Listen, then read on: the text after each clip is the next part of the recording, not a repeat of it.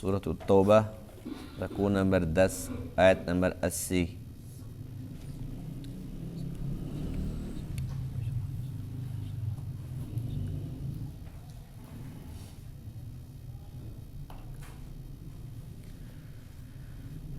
اعوذ باللہ من الشیطان الرجیم،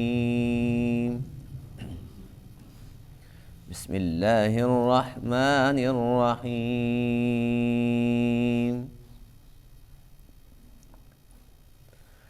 فرح المخلفون بمقعدهم خلاف رسول الله وكرهوا أن يجاهدوا بأموالهم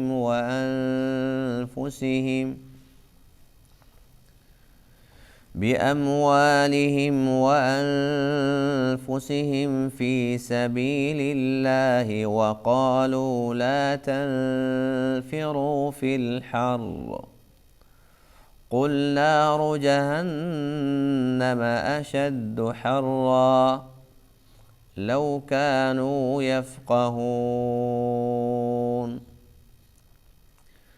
فليضحكوا قليلا وليبكوا كثيرا جزاء بما كانوا يكسبون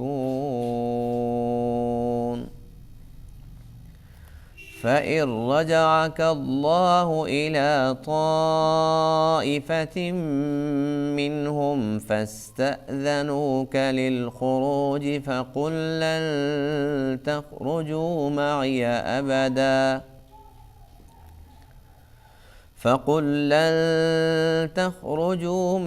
أبدا ولن تقاتلوا معي عدوا إنكم رضيتم بالقعود أول مرة فاقعدوا مع الخالفين ولا تصل على أحد منهم مات أبدا ولا تقم على قبره إنهم كفروا بالله ورسوله وماتوا وهم فاسقون۔ صدق اللہ العظیم۔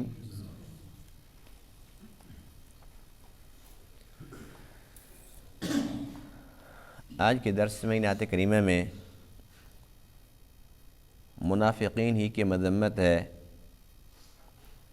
جو لوگ جان بوجھ کر بغیر کسی عذر کے غزوہ تبوک میں شریک نہ ہوئے، اور ان کی وہ باتیں جو آپس کے اندر وہ کر رہے تھے، اللہ تعالیٰ نے ان کے اندر کی خباثت کو بھی ظاہر فرما دیا، اور قرآن مقدس کے اندر ان کی اس خباثت کو ایسا ظاہر فرمایا کہ قیامت تک آنے والا ہر ایک مسلمان اپنی کھلی آنکھوں کے ساتھ ان کی منافقت کو دیکھ سکے۔ اللہ فرماتے ہیں کہ جب میرا نبی تبوک کے سفر پر روانہ ہو چکا تھا تو میرے رسول کے مدینہ طیبہ چھوڑنے کے بعد جو ان کی باتیں تھیں، ایک دوسرے کو ملتے تھے، کہتے تھے کہ بھئی کتنی گرمی ہے، شکر ہے بچ گئے ورنہ ہم تو مر جاتے، بڑی تکلیف اٹھانی پڑتی، بڑی ذلت تھی، بس شکر ہے کہ گھروں میں بیٹھے ہوئے ہیں، سکون سے بیٹھے ہوئے ہیں، ہمیں کیا پریشانی ہے۔ آپس کے اندر ایک دوسرے کو ان کا یہ کہنا کہ گرمی کے اندر نہ نکلو، اللہ نے اس کا جواب دیا، اے منافقو، جہنم کی گرمی وہ بہت بڑی گرمی ہے۔ یہ تو گرمی کا موسم ہے، کبھی سردی آتی ہے کبھی گرمی آتی ہے، گرمی اور سردی دونوں اللہ کی نعمتیں ہیں۔ اللہ فرماتے ہیں کہ جو جہنم کی گرمی ہے وہ اصل گرمی ہے، اور اس گرمی سے تم کیسے بچو گے؟ دوسری بات یہ ہے کہ جب آپس کے اندر ملتے تھے تو قہقے لگاتے تھے، کیونکہ آپس میں تو ایک دوسرے کو جانتے تھے کہ ہم نے جھوٹا عذر پیش کیا، ہم نے تو جھوٹ بولا تھا اور ہمیں اللہ کے نبی نے رخصت دے دی، تو بڑے زور زور سے ہنستے تھے۔ اللہ نے اس کا جواب یہ دیا، اے میرے محبوب ان کو ہنس لینے دو، اس لیے کہ دنیا کی زندگی بڑی مختصر ترین زندگی ہے، اس میں یہ لوگ ہنس لیں اچھی بات ہے اور ہنسو، لیکن آئندہ والی زندگی کے اندر تم نے بہت رونا ہے، اتنا رونا ہے کہ تمہارے آنسو بھی خشک ہو جائیں گے، اور تم نے ہمیشہ رونا ہی رونا ہے، اس لیے دنیا کی زندگی کے اندر تھوڑے دن ہیں تمہارے ہنسنے کے، خوب ہنسو، دل کھول کے ہنسو۔ تیسری بات یہ ہے، اللہ فرماتے ہیں کہ اے میرے محبوب جب آپ تبوک سے پھر واپس آئیں گے، اب یہ لوگ پھر دوبارہ آپ کے پاس آئیں گے اور آ کر یوں کہیں گے، اے اللہ کے رسول بس بڑا دکھ ہے، تبوک میں جو نہیں جا سکے، بڑی تکلیف ہے، بڑی بے چینی ہے، ہم آپ کو کیسے بتائیں، ہم یہاں پر کون سے کوئی سکون سے رہے ہیں، کاش ہماری وہ مجبوری نہ ہوتی، وہ عذر نہ ہوتا، آپ کے ساتھ جاتے، آج آپ کے ساتھ واپس آ رہے تو کتنا مزہ آتا۔ بس اللہ کے رسول بس اب یہ ہے، ب جب کہیں بھی جانا ہو وہ ہمارا نام پہلے لکھو، بس ہم آپ کے ساتھ سب سے پہلے آئیں گے۔ اللہ فرماتے ہیں کہ اے میرے نبی آپ سے انہوں نے یہ کہنا ہے، اور اس کا جواب اللہ نے خود دیا، اے میرے نبی آپ نے یوں نہیں کہنا کہ چلو کوئی بات نہیں ٹھیک ہے، نہیں، ان کو یوں کہنا ہے کہ آج کے بعد ہمیشہ کے لیے آپ پر پابندی ہے کہ ہم کسی بھی غزوے میں جائیں گے، تمہیں جانے کی اجازت نہیں ہے ہمارے ساتھ، اور جو ہمارا دشمن ہے وہ تمہارا دشمن نہیں ہے، اب ہم جن کے ساتھ جہاد کریں گے تمہیں ضرورت نہیں ہے کہ ہمارے ساتھ مل کر تم ان کے ساتھ مقابلہ کرو، قتال کرو، کوئی ضرورت نہیں ہے۔ اور اللہ فرماتے ہیں کہ ان کو بتلا دو کہ جیسے تبوک کے موقع پر تم گھروں کے اندر بیٹھ گئے تھے، جیسے پہلی مرتبہ بیٹھے تھے تمہیں مزہ آیا تھا نا، اب ہمیشہ اسی طریقے سے تم بیٹھنا اور تمہیں مزہ آیا کرے گا، جہاد کے لیے کوئی ضرورت نہیں ہے تمہیں، مومن جانے اور جہاد جانے، اللہ کا نبی ایمان والوں کو لے کے جائے گا، منافقوں کو جانے کی کوئی ضرورت نہیں۔ پھر اللہ تعالیٰ نے ان کے لیے ایک اور فیصلہ جو بڑا ہی سخت تھا ان کے لیے، وہ سنا دیا کہ آج کے بعد وہ جو رئیس المنافقین تھا عبداللہ بن ابی، اس کا جنازہ تو اللہ کے نبی نے پڑھا دیا تھا، اب اللہ کا قرآن اترتا ہے، اللہ فرماتے ہیں کہ اے میرے محبوب آج کے بعد کوئی بھی منافق کافر مر جائے اس کا جنازہ آپ نے نہیں پڑھانا، اور اس کے ساتھ ساتھ یہ کہ اس کی قبر پر بھی آپ کو کھڑا ہونے کی اجازت نہیں ہے۔ گزشتہ درس میں بات گزری تھی نا کہ ان کے لیے استغفار کرو یا نہ کرو، اگر 70 بار بھی استغفار کرو تو اللہ ان کی مغفرت نہیں فرمائے گا۔ اب اللہ فرماتے ہیں کہ وہ بات ختم، اب نماز جنازہ کی اجازت ہی نہیں ہے، یہ اللہ تعالیٰ کا اٹل فیصلہ ہے۔ اللہ فرماتے ہیں کہ جب یہ کافر ہیں، یہ اللہ اور اللہ کے رسول کے دشمن ہیں، تو ان کو تم دشمن ہی بنا کر رکھو، پتہ تو چلے نا ان کی رسوائی کا، کہ جب اللہ کے نبی موجود بھی ہوں اور اس کے جنازے کے اندر نہ آئیں، اس سے بڑی رسوائی کی بات کیا ہو سکتی ہے۔ فرح المخلفون، خوش ہو گئے، فرحہ فرحت سے ہے، خوش ہو گئے، مخلفون پیچھے روکے ہوئے، بمقعدہم اپنے بیٹھنے کے ساتھ، خلاف رسول اللہ اللہ کے رسول کے بعد، وکرہوا انہوں نے ناپسند خیال کیا، ان یجاہدوا باموالہم وانفسہم فی سبیل اللہ، اس بات کو کہ یہ لوگ اپنے مالوں کے ساتھ اور اپنی جانوں کے ساتھ اللہ کے راستہ میں جہاد کریں۔ وقالوا اور انہوں نے کہا، لا تنفروا فی الحر کہ تم نہ نکلو گرمی کے اندر، قل آپ فرما دیجئے، نار جہنم جو جہنم کی آگ ہے، اشد حرا وہ بہت زیادہ سخت گرم ہے، لو کانوا یفقہون اگر یہ لوگ کچھ سمجھ بوجھ رکھتے ہوتے، فلیضحکوا قلیلا پس چاہیے کہ یہ ہنس لیں تھوڑا سا، ولیبکوا کثیرا اور یہ روئیں گے بہت زیادہ. جزاءً یہ بدلہ ہے بما کانوا یکسبون ان اعمال کا جو یہ کیا کرتے تھے. فَإِن رَجَعَكَ اللَّهُ إِلَىٰ طَائِفَةٍ مِّنْهُمْ پس اگر اللہ آپ کو لوٹا دے ان میں سے ایک گروہ کی طرف، یعنی کہ جب آپ تبوک سے پھر واپس آ جائیں اور ان کو ملیں، فَاسْتَأْذَنُوكَ لِلْخُرُوجِ پس آپ سے اجازت طلب کریں گے خروج کی، نکلنے کی، کہ بھئی جہاد کے لیے ہم نے بھی نکلنا ہے. فَقُلْ آپ فرما دیجئے لَن تَخْرُجُوا مَعِيَ أَبَدًا ہرگز ہرگز تم نہ نکلو میرے ساتھ ابداً کبھی بھی. وَلَن تُقَاتِلُوا مَعِيَ اور ہرگز تم قتال نہ کرو میرے ساتھ مل کے عدوًا دشمن کے ساتھ.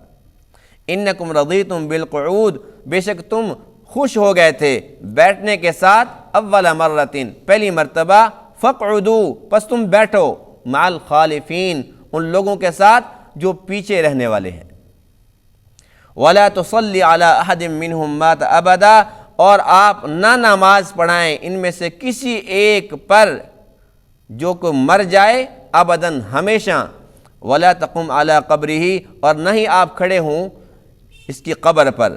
اِنَّهُمْ كَفَرُوا بِاللَّهِ وَرَسُولِهِ بے شک انہوں نے اللہ اور اس کے رسول کے ساتھ کفر کیا. وَمَاتُوا اور یہ مرے ہیں وَهُمْ فَاسِقُونَ اس حال میں کہ یہ نافرمان تھے.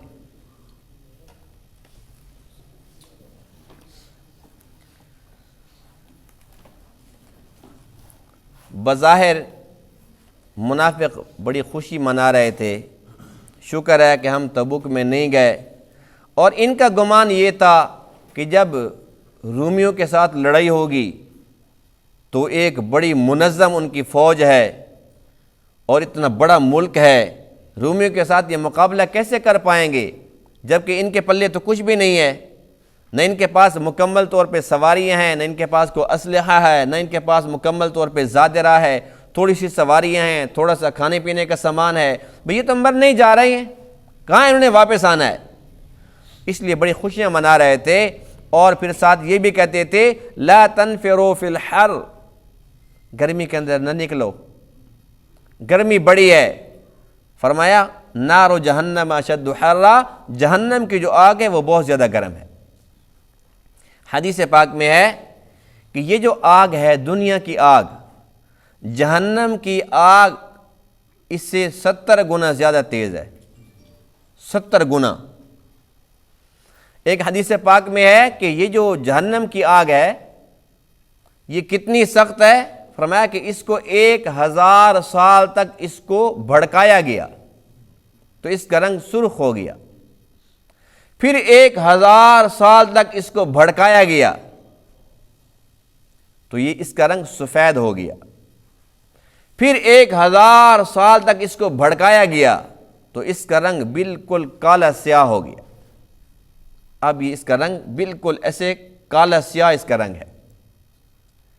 اور یہ جو آگ ہے جس کو ہم استعمال کرتے ہیں وہ اس سے 70 گنا زیادہ تیز ہے، اور یہ جو ہم استعمال کرتے ہیں یوں سمجھ لو کہ اس سے 70 میں سے 69 نکال دو، ایک حصہ ہے.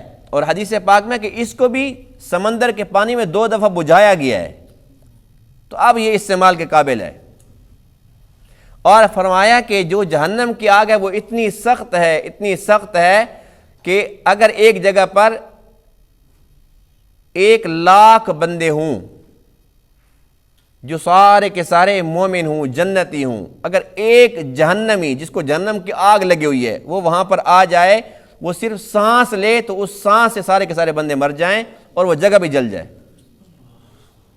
حدیث پاک میں ہے کہ جو جہنم کی آگ اس کی ایک چنگاری اگر مشرق میں آ جائے تو مغرب تک اس کا اثر محسوس ہوگا، اتنی خطرناک آگ ہے.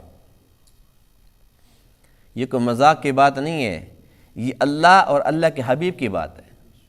اللہ تعالیٰ ہم سب کی حفاظت فرمائے.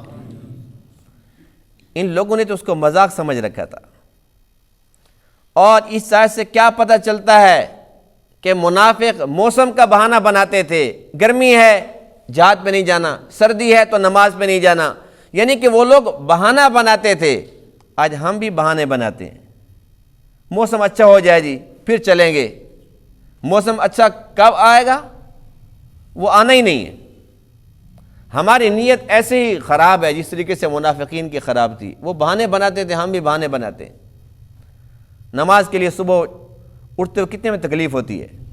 حدیث پاک میں ہے کہ جو عشاء اور فجر کی دو نمازیں ہیں یہ منافقین پہ بھاری ہیں، باقی نمازیں تو ساری پڑھ لیتے ہیں، یہ دو نمازیں خصوصی طور پر یہ منافقین پہ بھاری ہیں۔ اگر یہ ہم پہ بھاری ہیں تو اپنے ایمان کی خیر منائیں۔ آج ہم کہتے ہیں جی بڑی گرمی ہے، بڑی گرمی ہے، تو اس آیت سے پتہ چلتا ہے کہ یہ گرمی کچھ نہیں ہے۔ نار جہنم اشد حرا، جو جہنم کی آگ ہے وہ بہت گرم ہے۔ ایک لغت اور حدیث کے امام تھے، امام اصمعی رحمہ اللہ، ان کے بارے میں لکھا ہے یہ خلیفہ مامون الرشید کا دور تھا، اور یہ رمضان شریف سے پہلے مکۃ المکرمہ میں تھے۔ جب رمضان قریب آیا ان کے دل میں خیال آیا کہ مکہ کے اندر تو بڑی گرمی ہے، مکہ میں تو بڑی گرمی ہے اور گرمیوں کے روزے بڑی تکلیف ہوگی۔ انہوں نے ارادہ کیا کہ میں مکہ چھوڑ کے اور طائف چلا جاتا ہوں۔ جو طائف کا علاقہ ہے نا وہ بہت اونچا ہے، اور کچھ علاقے اس کے ایسے ہیں جو بہت زیادہ ٹھنڈے ہیں، جیسے ہمارے پاکستان میں مری ہے نا، مری ایک ٹھنڈا علاقہ ہے، اسی طریقے سے وہ پہاڑی علاقے ہیں اور وہ اونچے اونچے پہاڑ ہیں، اور ویسے بھی وہ بلندی پہ علاقہ، تو وہ ٹھنڈا علاقہ ہے۔ تو امام اصمعی رحمہ اللہ فرماتے ہیں کہ میں نے ارادہ کیا کہ میں طائف چلے جاؤں، ٹھنڈا علاقہ ہوگا، روزے بڑے ٹھنڈے ٹھنڈے گزریں گے، بڑا مزہ آئے گا، پتہ بھی نہیں چلے گا۔ فرماتے ہیں کہ میں جا رہا تھا تو راستے کے اندر مجھے ایک بدو ملا، ایک عرابی اور دیہاتی ملا۔ اس نے پوچھا آپ کہاں جا رہے ہیں؟ میں نے کہا جی روزے رکھنے جا رہا ہوں۔ کہاں سے آ رہے ہو؟ میں مکہ پاک سے آ رہا ہوں۔ کہاں جا رہے ہو؟ طائف جا رہا ہوں۔ اس نے کہا اللہ کے بندے، لوگ مکہ میں آتے ہیں، آپ مکہ چھوڑ کے طائف جا رہے ہیں؟ امام صاحب نے بتلایا جی بات یہ ہے کہ وہاں پر بڑی گرمی ہے، تو میں گرمی سے بچنے کے لیے میں طائف جا رہا ہوں، وہاں پہ روزے رکھوں گا۔ روزے تو فرض ہی ہے نا، وہ تو وہاں رکھو یہاں رکھو، فرض تو ادا ہو ہی جائے گا، تو میں گرمی کے ڈر سے وہاں جا رہا ہوں۔ اب امام صاحب نے پوچھا، آج کل تو لوگ مصروف ہیں نا، کسی کی خیر خبر لیتے نہیں ہیں۔ اس وقت کا سفر ہوتا تھا، ایک ادھر سے جا رہا ہے وہ اونٹ پہ جا رہا ہے، دوسرا وہاں سے اونٹ پہ آ رہا ہے، پھر وہ آپس میں باتیں کرتے تھے کافی دیر تک، کدھر سے آئے ہو، کیا نام ہے، کہاں جا رہے ہو، کیا کام کرتے ہو، گپ شپ ہوا کرتی تھی، حال والے لوگ پوچھ لیتے تھے۔ اب تو پڑوسی کا نہیں پتہ کہ بھئی کیا صورتحال ہے، زندہ کہ مر گئی ہے۔ جب امام صاحب نے ساری باتیں بتا دی، اب امام صاحب نے پوچھا کہ بھئی آپ بھی بتا دو، آپ کہاں جا رہے ہیں؟ اس نے کہا جی میں مکہ جا رہا ہوں۔ کہاں سے آ رہے ہیں؟ اس نے کہا میں تو طائف سے آ رہا ہوں۔ کدھر جا رہے ہو، کیوں جا رہے ہو؟ کہتے جی مکہ جا رہا ہوں روزے رکھنے کے لیے۔ اس نے کہا عجیب بات ہے جی، میں تو مکہ سے وہاں جا رہا ہوں اور تو طائف سے یہاں آ رہا ہے۔ اس نے کہا جی جس گرمی سے آپ ڈر کے وہاں جا رہے ہیں، میں بھی گرمی کے ڈر سے وہاں جا رہا ہوں۔ اس نے کہا عجیب بات ہے، وہاں تو گرمی ہے۔ اس نے کہا وہ گرمی نہیں ہے، نار جہنم اشد حرا، اصل گرمی تو جہنم کی آگ کی گرمی ہے۔ میں اس آگ سے ڈر کے، اس گرمی سے ڈر کے مکہ جا رہا ہوں۔ روزے تو رکھنے ہیں لیکن گرمیوں کے روزے کا اجر بہت زیادہ ہے، اور جو گرمیوں کے روزے رکھے گا تو جہنم کی آگ اس کے قریب بھی نہیں آئے گی۔ تو میں بھی گرمی کے ڈر سے جا رہا ہوں، تو بھی گرمی کے ڈر سے جا رہا ہے۔ تو امام صاحب فرماتے ہیں کہ میں شرمندہ ہو گیا کہ دیکھو میں حدیث اور لغت کا امام ہوں، اور یہ ایک عرابی اور دیہاتی ہے، بدو قسم کا بندہ ہے، لیکن اس کا اللہ پہ ایمان کتنا ہے کہ میں اس عام گرمی سے ڈر رہا ہوں، اور یہ اس گرمی کو گرمی نہیں سمجھتا، یہ اصل گرمی کو گرمی سمجھتا ہے۔ تو بات یہی ہے کہ روزے تو سب لوگ رکھتے ہیں، ایک وہ ہے جس نے سارا دن روزہ رکھا اور اے سی میں پڑا ہوا ہے، ثواب تو اس کو بھی ملے گا، لیکن جس نے روزہ رکھا اور سارا دن پلے داری کی، سارا دن اس نے مزدوری کی، مستری تھا، مزدور تھا، گرمی شدید تھی، لیکن اس نے روزہ نہیں چھوڑا، دونوں کے روزے قبول ہو جائیں گے، اجر دونوں کو برابر نہیں ملے گا۔ کتنے لوگ ایسے ہیں کہ جو یوں بھی روزے رکھتے ہیں، روزہ رکھا، فجر کی نماز کے بعد اے سی چلا کے سو گئے، اور پھر ٹھیک 1 بجے 2 بجے اٹھے، اب ان کو کون سا روزہ لگنا ہے، کون سی پیاس لگنی ہے؟ جتنی بھی گرمی تھی انہیں کیا پتہ کتنی گرمی ہے۔ زور کے بعد اٹھنے کے بعد نماز پڑھی، اس کے بعد پھر افطاری کی تیاری شروع۔ بھائی افطاری کی تیاری کے اندر ٹائم گزر گیا 2-4 گھنٹے۔ ان کا روزہ کتنے گھنٹے کا؟ 2-3 گھنٹے کا، حد 4 گھنٹے کا۔ روزہ ان کا ہے جو روزہ رکھتے ہیں اور اسی وقت کام پہ شروع ہو جاتے ہیں، سارا دن کام کرتے ہیں۔ اور افطاری کے وقت پھر یہ بھی فرق ہوتا ہے نا، امیر اور غریب کی افطاری میں بڑا فرق ہوتا ہے۔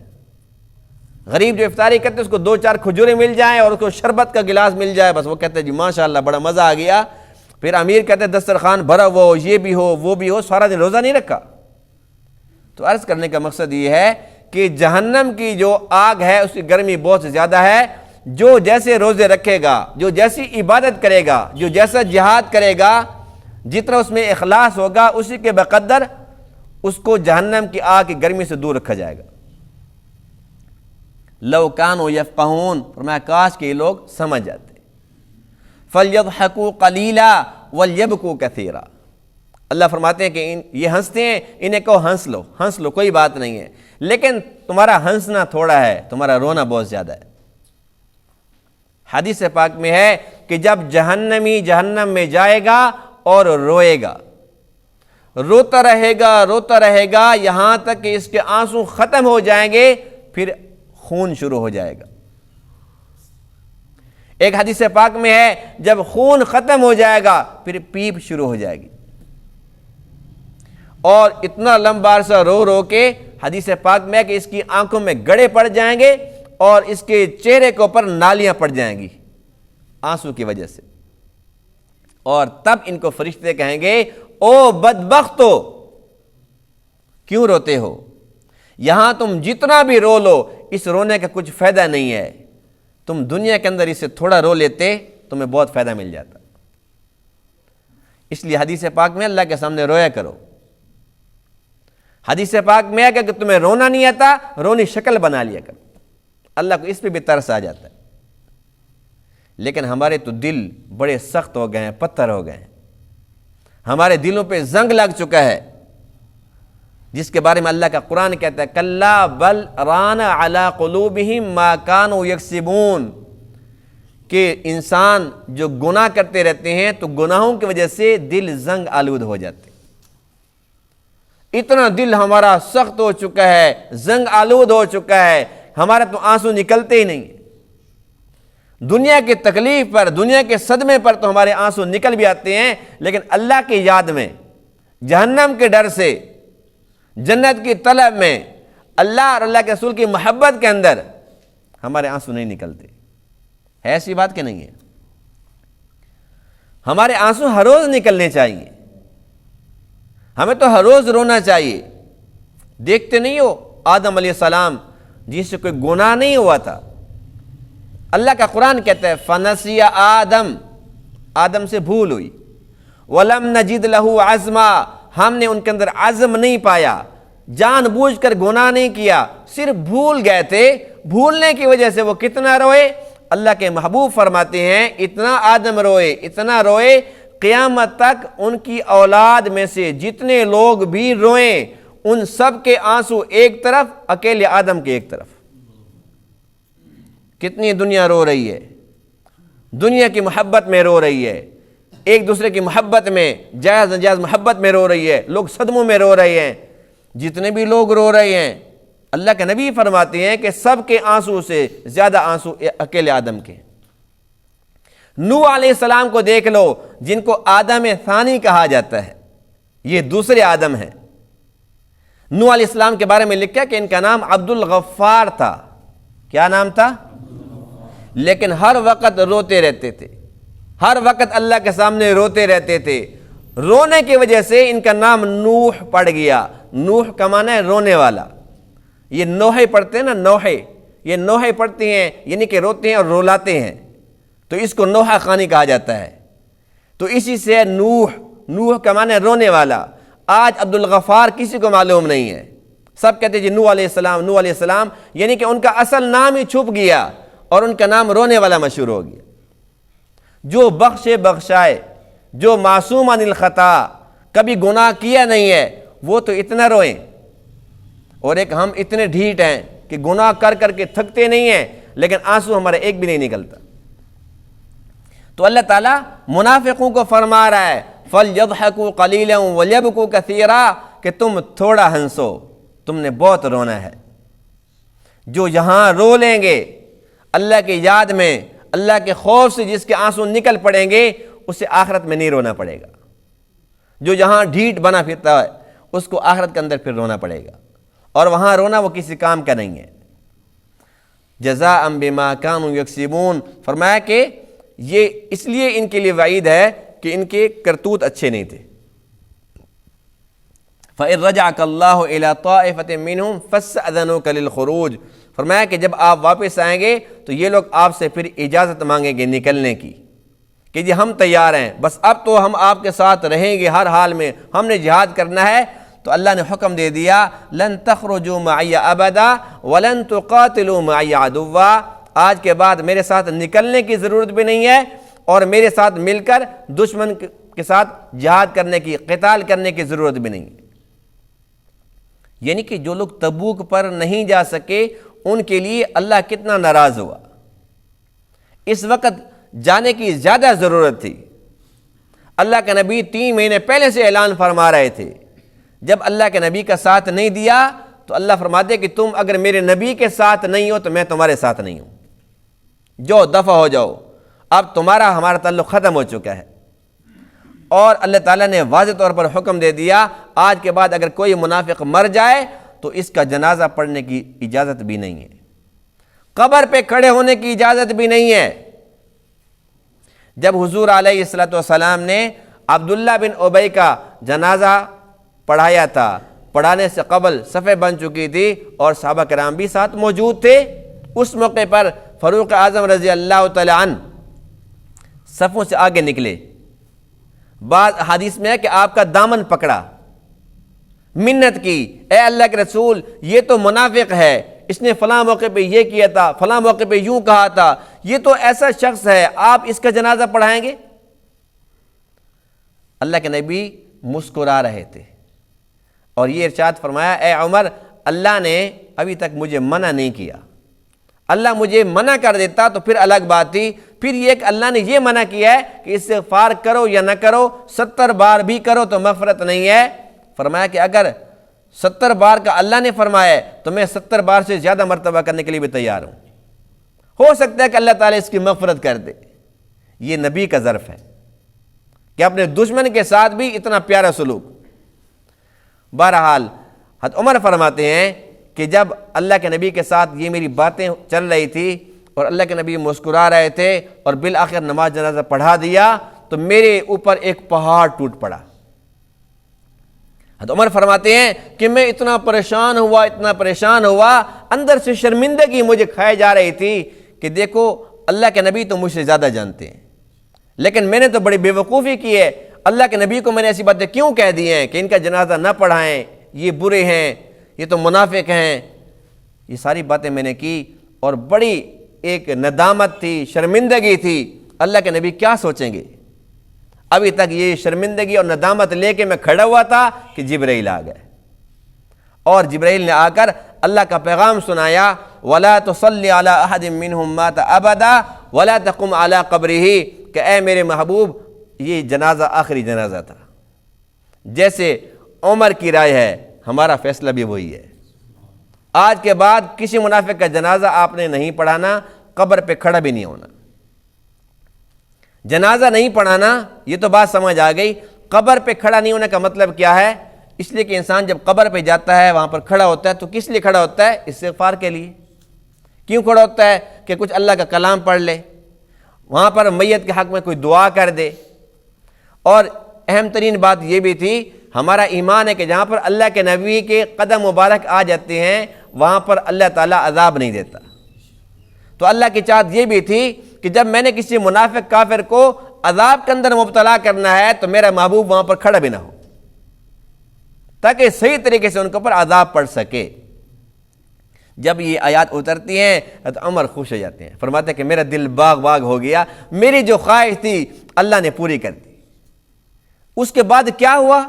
احادیث میں آتا ہے کہ جب کوئی شخص مر جاتا تھا، جو صحابہ کرام تھے وہ تو ظاہر سی بات ہے کہ صحابہ کرام تھے، ان کے اوپر اگر کوئی بندہ بدگمانی کرتا ہے، نعوذ باللہ من ذالک، کسی صحابی کو برا بھلا کہتا ہے، اسے منافق کہتا ہے، تو اس نے خود جہنم میں جانا ہے، وہ خود اندر کا میلہ ہے، وہ خود منافق ہے۔ جو صحابہ تھے وہ منافق نہیں تھے، جو منافق تھے وہ صحابہ نہیں تھے، یہ دو گروہ الگ الگ تھے۔ اس لیے کہ جو منافق تھے ان کے بارے میں دیکھو ابھی کتنی آیات گزر چکی ہیں، منافقین کی کارستانیوں کا ذکر چل رہا ہے، اور جہاں پر صحابہ کرام ہیں تو ان کے ایمان کے تذکرے بھی قرآن کے اندر موجود ہیں، ان کے ایمان کی، ان کے تقوی کی گواہی اللہ کا قرآن خود دے رہا ہے۔ جو عام انسان ہوتا تھا، یعنی کہ ایسا شخص جو زیادہ مشہور نہیں ہوتا تھا، اب ظاہر ہے کہ 1,24,000 کم و بیش صحابہ تھے، تو حدیث میں آتا ہے کہ جب کوئی مر جاتا تھا اللہ کے نبی صحابہ سے پوچھتے تھے کیسا شخص تھا، صحابہ بتاتے تھے کہ وہ تو بہت اچھا تھا، اس کی تعریف کرتے تھے، تو اللہ کے نبی فرماتے تھے اچھا چلو اس کے جنازے پہ چلتے ہیں، اس کا مطلب ہوتا تھا کہ یہ ہمارا اپنا ہے۔ اور جب منافق ہوتا تھا تو صحابہ بتلاتے تھے اللہ کے رسول اس نے فلاں موقع پہ یہ بات کی تھی، فلاں موقع پر یہ بات کی تھی، جب وہ بتلاتے تھے تو اللہ کے نبی فرماتے تھے تم جاؤ، میں نہیں جاتا۔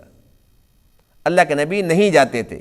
جب اللہ کے نبی کا وصال ہو چکا تھا اس کے بعد پھر لوگ دیکھتے تھے، جو بھی صحابہ کرام تھے وہ دیکھتے تھے کہ حذیفہ جاتے کہ نہیں جاتے۔ حذیفہ بن یمان رضی اللہ عنہ چونکہ اللہ کے نبی کے رازدار صحابی ہیں، اللہ کے نبی نے ان کو مکمل لسٹ دے رکھی تھی کہ فلاں فلاں سب نام بتا رکھے تھے۔ اب صحابہ کہتے ہیں جب اللہ کے نبی پوچھتے تھے ہم سے، ہماری گواہی پر اللہ کے نبی فیصلہ فرماتے تھے کہ میں نے جانا ہے کہ نہیں جانا۔ اللہ کے نبی کے بعد ہم حذیفہ کو دیکھتے تھے، حذیفہ جا رہا ہے یا نہیں جا رہا۔ اگر حذیفہ جا رہا ہے ہم سب بھی چلے جاتے تھے، اگر حذیفہ نہیں جاتے تھے ہم بھی ڈر جاتے تھے کہ ہم نے بھی نہیں جانا۔ اس لیے کہ اللہ کا یہ فیصلہ ہے کہ جو منافق ہے، جو کافر ہے، اس کے جنازے کی اجازت نہیں ہے۔ تو اس سے کیا ہمیں سبق ملتا ہے کہ کوئی اگر ایسا شخص مر جاتا ہے تو ہمارے لیے اجازت نہیں ہے کہ ہم اس کا جنازہ پڑھیں۔ جو کافر ہے، جو منافق ہے، جو مشرک ہے، کھلم کھلا اس کے نفاق کا ہمیں پتہ ہے، تو اس کے جنازے میں جانے کی اجازت نہیں ہے، نہ اس کے لیے ہم مغفرت کی دعا کر سکتے ہیں۔ یہاں تک کہ ابو طالب اللہ کے نبی کے کیا لگتے تھے؟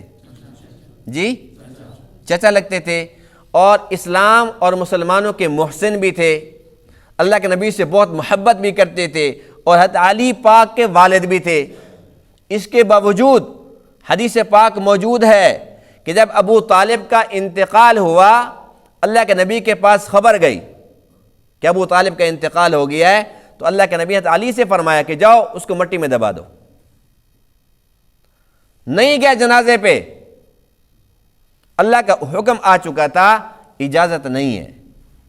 اللہ نے منع فرمایا ہوا تھا نا کہ جو اسلام قبول نہ کرے اس کے جنازے میں آپ نے نہیں جانا، اور اللہ کے نبی نے حکم دیا اے علی جاؤ مٹی میں دباؤ اور فی الفور سیدھا میرے پاس آ جاؤ۔ حضرت علی نے اللہ کے نبی کے حکم کے مطابق ایسا ہی کیا۔ یہ سارے کے سارے اعزازات، نماز جنازہ، استغفار، ایصال ثواب، میت کے لیے دعا، صدقہ خیرات، یہ سارے اعزازات یہ صرف اور صرف ایمان والوں کے لیے۔ ہم کتنے خوش نصیب ہیں، الحمدللہ، اللہ کا کتنا بڑا کرم ہے، ہم کس منہ سے شکر ادا کریں۔ ہندو ہے، بے شک وہ بڑا فلاسفر ہو، بڑا سائنسدان ہو، صدر ہو، وزیر اعظم ہو، یا وہ ایک عام ہندو ہو، مر جائے تو اس کا انجام کیا ہے کہ اس کو جلاؤ، جلا کر ختم کر دو۔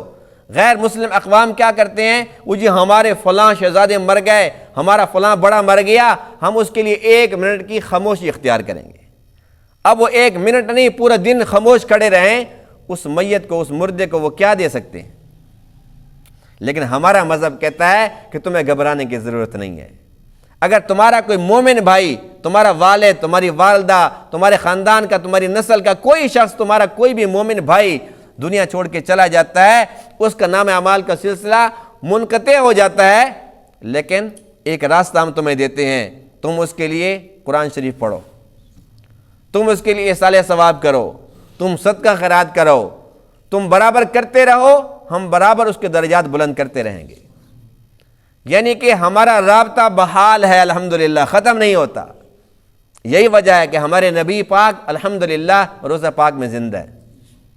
زندہ ہے یا نہیں ہے؟ ہمارا عقیدہ ہے حیات النبی کا۔ حضور علیہ الصلوۃ والسلام روضہ اقدس کے اندر حیات ہیں، اور ہمارا ایمان کامل ہے، آپ وہاں پر نمازیں بھی پڑھتے ہیں۔ اور اللہ کے نبی فرماتے ہیں کہ جو دنیا کے کسی کونے میں درود پاک پڑھتا ہے وہ ہدیتاً بائی نیم میرے پاس پہنچتا ہے، فلاں بن فلاں نے یہ ہدیہ بھیجا ہے، میرے پاس پہنچتا ہے۔ اور فرمایا کہ جو میرے پاس آتا ہے روضہ اقدس پہ، وہیں آتا ہے، آ کر سلام کرتا ہے، فرمایا کہ سنتا ہوں، یہ اللہ کے نبی فرما رہے ہیں، سنتا ہوں اور اس کا جواب بھی دیتا ہوں۔ تو اللہ کے نبی کے ساتھ بھی ہمارا رشتہ بحال ہے، ہمارا تعلق بحال ہے۔ اس سے بڑی خوش نصیبی کی بات کیا ہو سکتی ہے کہ ہمارے نبی دنیا چھوڑ کے چلے گئے، لیکن اللہ فرماتے ہیں کہ تم گھبراؤ نہیں، پریشان ہونے کی ضرورت نہیں ہے، تمہارا سلسلہ تعلق ہے، درود پاک پڑھو، کثرت سے پڑھو، تمہارا درود پہنچ رہا ہے۔ پہنچتا کہ نہیں پہنچتا؟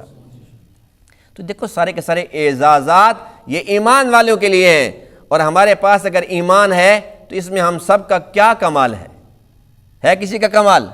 یہ صرف اور صرف اللہ کی عطا ہے۔